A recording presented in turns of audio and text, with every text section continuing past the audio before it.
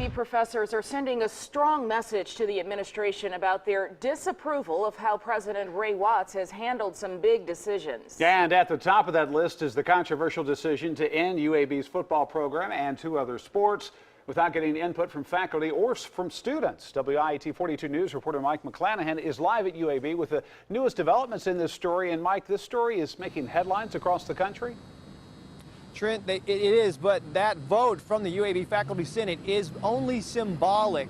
Just like the votes from the UAB Student Government Association and Alumni Association were symbolic. Only the Board of Trustees has the power to fire Ray Watts, and the trustees today issued statements of support for him. Still, supporters of UAB football see this vote as a call to action.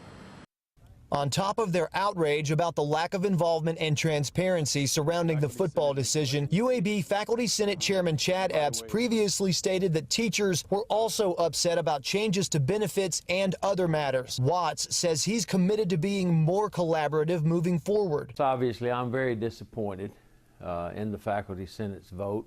But what it really tells me, as I've said before, is that I have more work to do. And I want to work with all of our constituents to make sure we're capturing all of the great work that this university has to do and are moving forward constructively.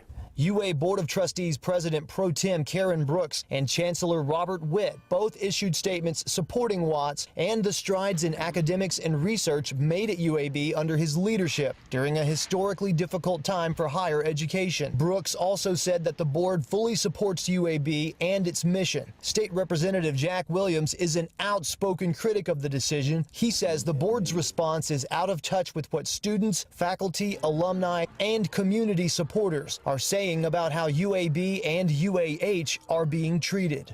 And a great example of that is the statements issued today by Dr. Brooks, or by Karen Brooks, the president of the Board of Trustees, and Dr. Witt.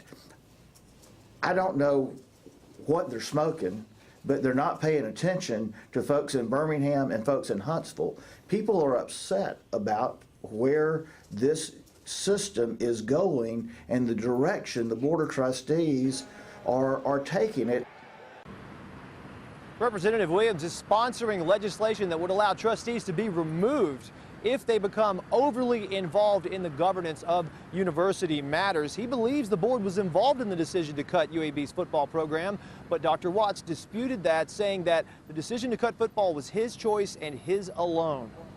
Mike, there's obviously a lot of outrage about the football cuts here, and that I don't know what their smoking line, for instance. So what happens next here? Well, Dr. Watts recently announced that that decision to cut football was going to be reviewed, and football supporter, former player and local businessman Justin Kraft hopes this is an opportunity for supporters to find out what the obstacles are so that they can raise money to meet those challenges and possibly save football. Now, coming up at 6, I'll tell you about how some volunteers are planning to take this football fight to Montgomery. Live in Birmingham, Mike McClanahan, WIAT 42 News. Coverage you can count on.